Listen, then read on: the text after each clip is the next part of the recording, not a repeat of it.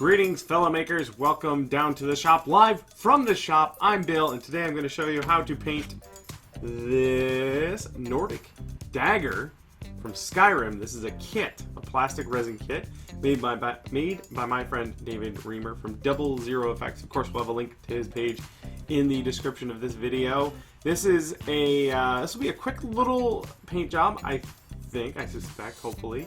But this thing is really great. It's a cool kit that he put together. I've got some paints down here. We're just gonna knock this thing out real fast, and you guys learn a little bit about painting metal stuff, especially kits from video games. So, without wasting any time, I'm just gonna jump right into it, show you what we've got. There we go. And there's David's page, again, over at DoubleZeroFX.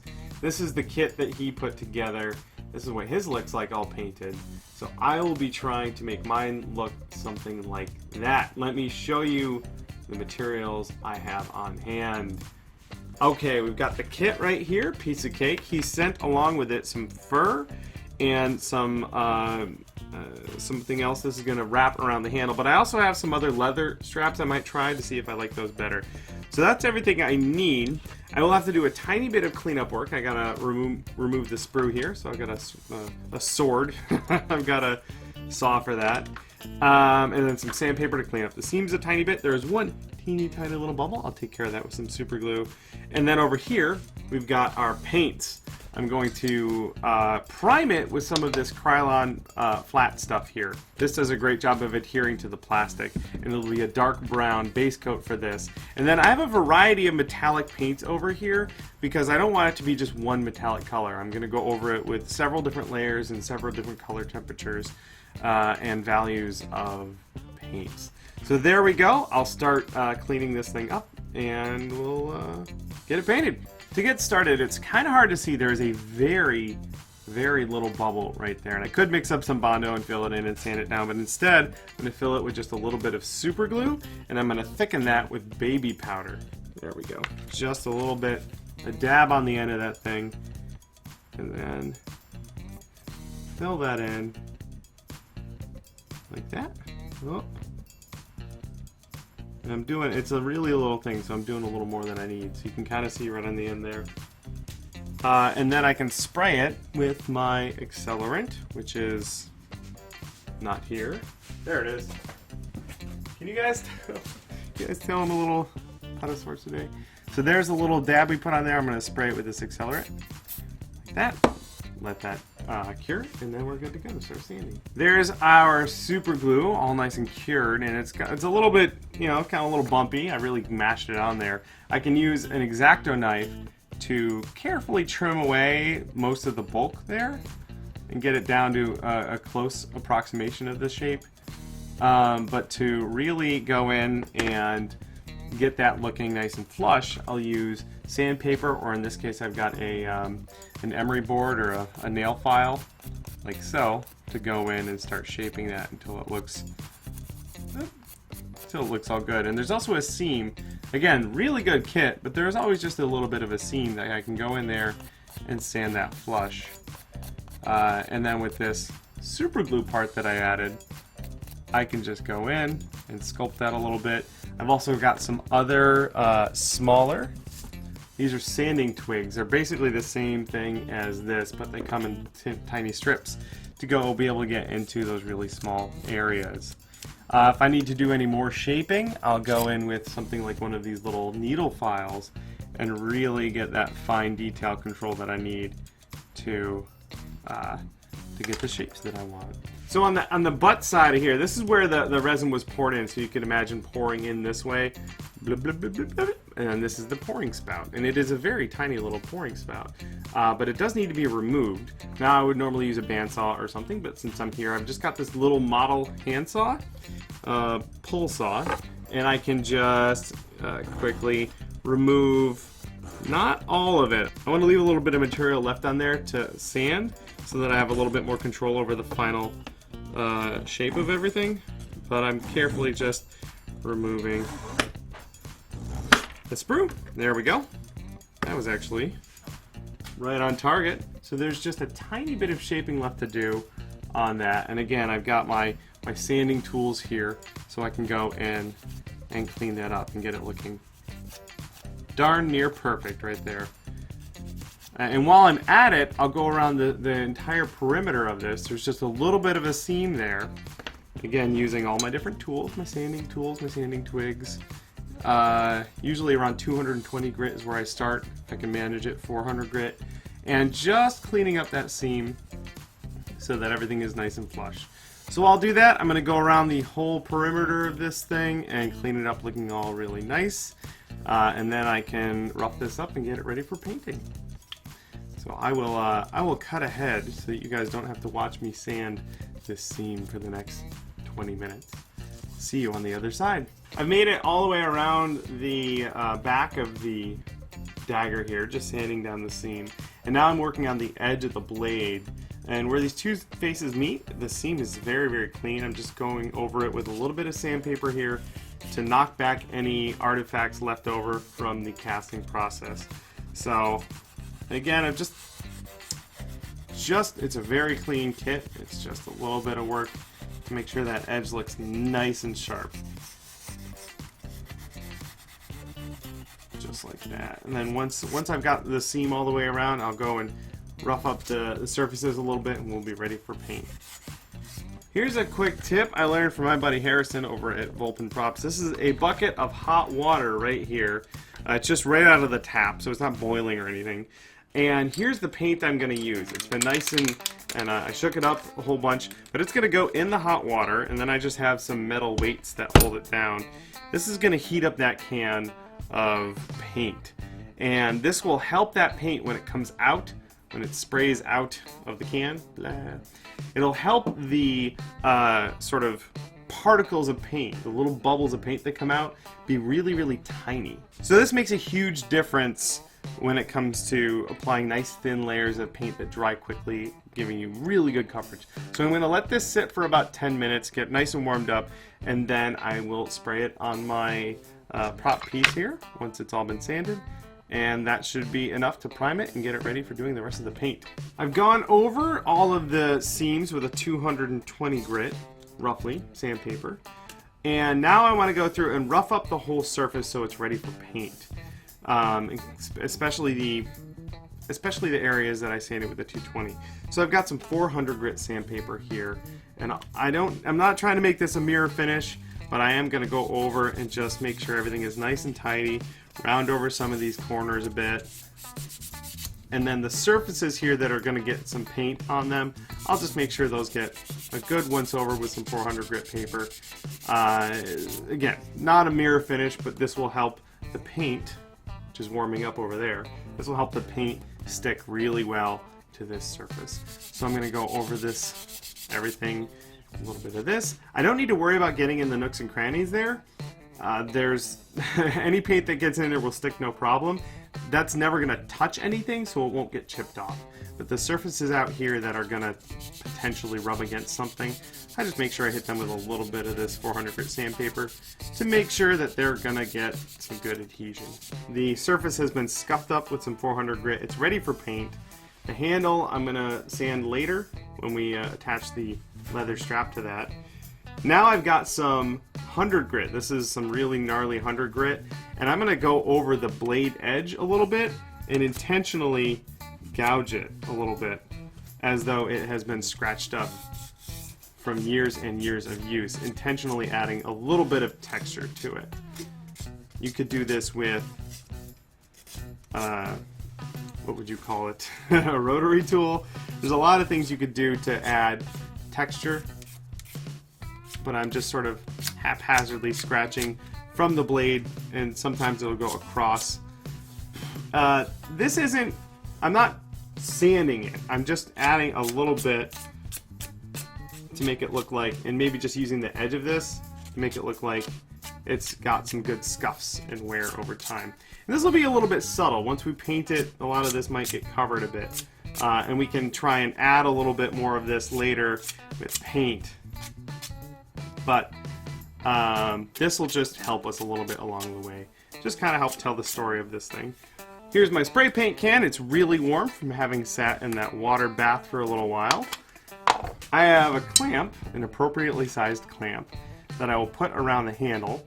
and that can hold it in place while I spray paint it. And I'm going to just pull this outside, spray paint it with this guy here, 1 or 2 light coats.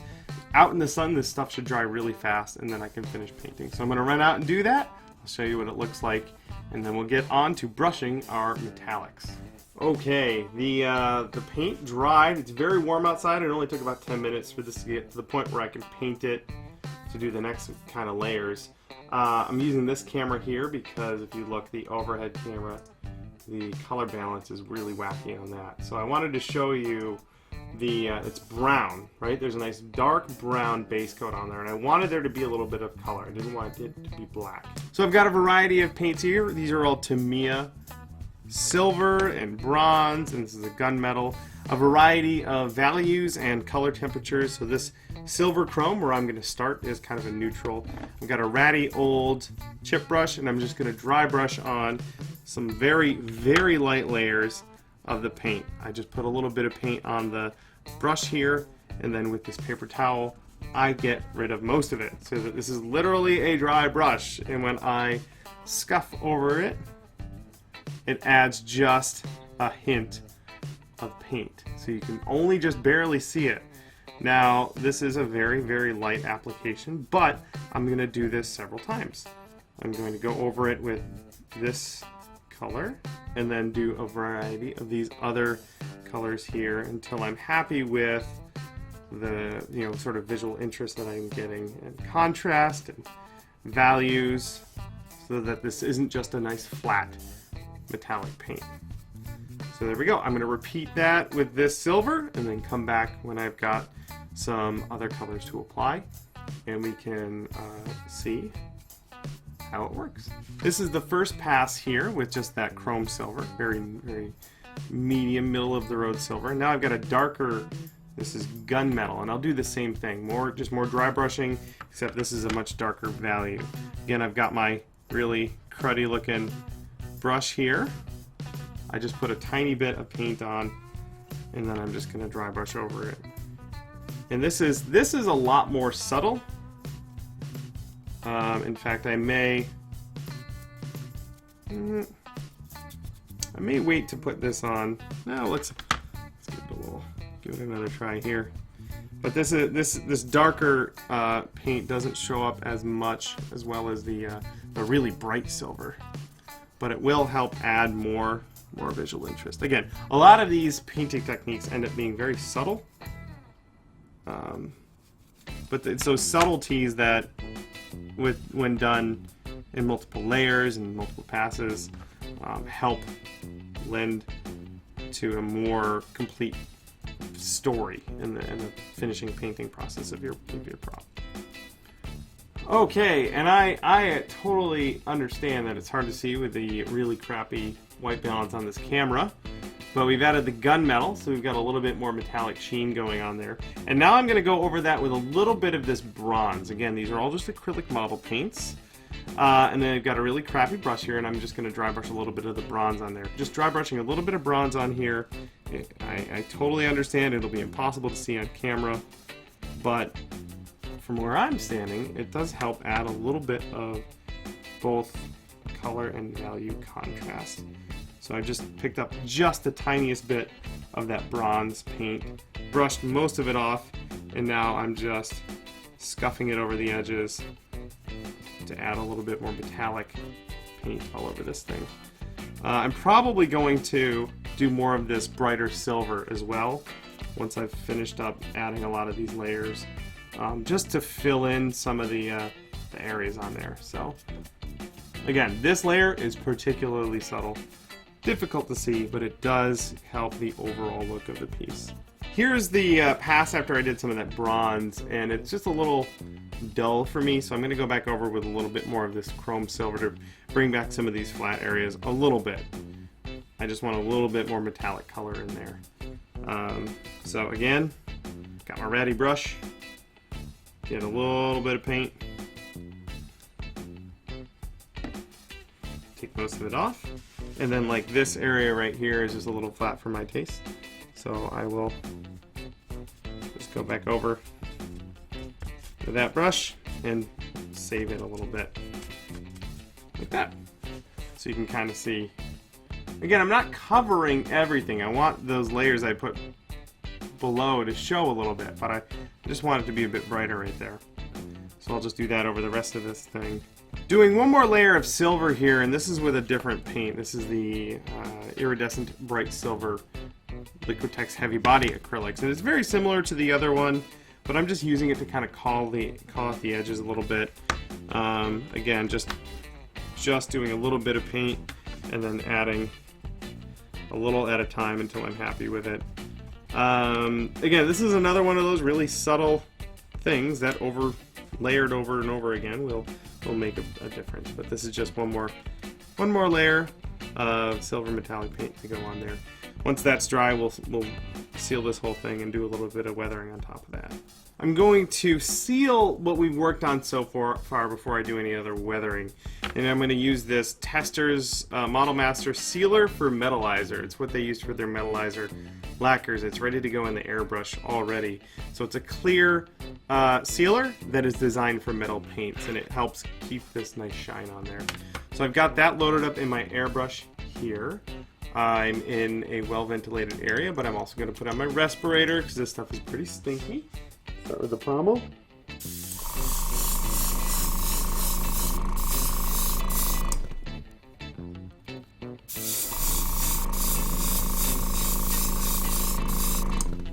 And then work my way down the blade.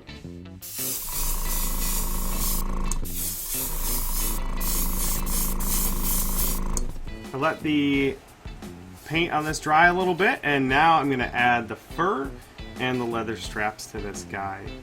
I'm going to do that, and then I'm going to weather it. To get started, the area where the straps are going to get glued on, I'm just going to sand. I've got some 100 grit sandpaper here. I'm just going to rough this up a bunch so that any glue I put on there will really bite into the surface so that it sticks really well, like so. So I'm going to do some sanding to really, we're back to this game again. Totally functional, ready to go. I've taken the big old tribble worth of fur and cut off just a tiny little piece of it, and this is going to get glued down just like that. In fact, I think I even have too much. So I'm just going to trim a little bit more of this off, like that, and then pull off whatever wants to come off. Let that invade my shop. And now I have this tiny little tuft of fur, and I will glue that down there, just like that, and that will then get wrapped around with a bunch of this leather strap. So that's just some super glue, like so. Hit this with just a touch of this accelerant, so that when I set it down carefully, it should stick immediately, like that, and soak through into my finger, but that's okay.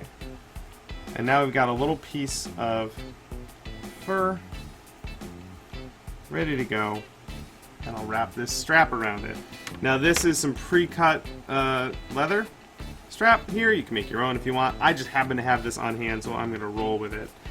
And again, it's going to overlap this piece here, so I will glue it down and wrap it around so that I've got just this little piece of fur sticking out, like that. So we'll again we're going to use our super glue and start with a little piece of leather right there. It's in a spot too where I'm not going to see any major screw-ups. Not that there will be any, but it's nice and hidden under there. And then I can tightly wrap the leather around like that and glue it down on the other side, and then continue wrapping it around. Laying down a little bead of super glue on a chunk of leather. Up like that. And then just twisting the handle and wrapping it around. And I'm not doing a perfect job of this on purpose because I want it to look all, I don't know, like it was done by someone who is not a skilled knife maker, just some savage person from the wilderness in Skyrim. Just like that. Just keep going until we're at the end there. Right at the end of the strap here. And I'm just going to wrap it without glue to figure out how I want to end it. So it's going to end right there. And then I will cut it with a knife. Just like that. I can see that line there. Unwrap it. And cut it along the line I made. Like so. And now I have that little tail there. I'll cover it in glue and finish wrapping it up. And I will ignore that spot right there where I glued my finger to it. Oops. There we go. And that gets wrapped around like so. Sneak it around there. Oh, put it up there. There we go.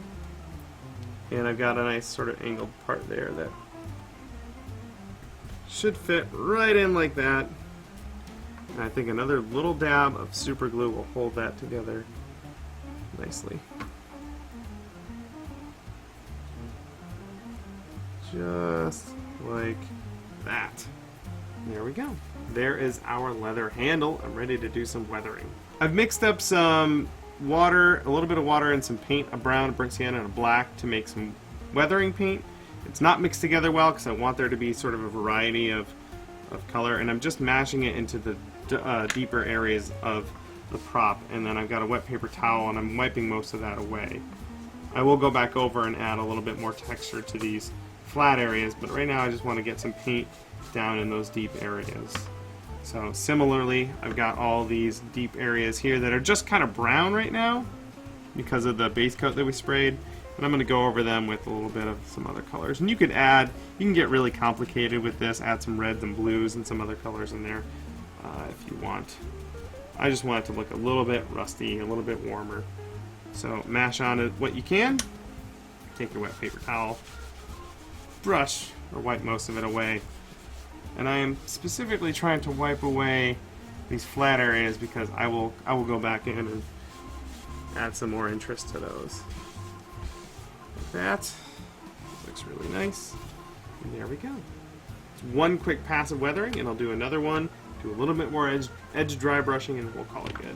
The last little bit of weathering I'm going to do here will be just on these flatter surfaces. And I've got more of my acrylic paints here, and I'm loading up the brush, especially with like the rusty color, and just sort of like dabbing it on the surface just to get a kind of an even coverage, and like so. Just putting a little bit of the paint on and then using a wet paper towel to dab it. And this pulls most of the paint off, but it also kind of spreads it around a little bit. And I don't want this, again, this is a game of subtlety here. I don't want there to be really obvious spots that I've laid down paint. So I'm just trying to lift a bunch of it and leave just some light spots that look a little bit rustier than other spots. And wherever it looks a little heavy or on an edge, I can use the wet paper towel to wipe it away.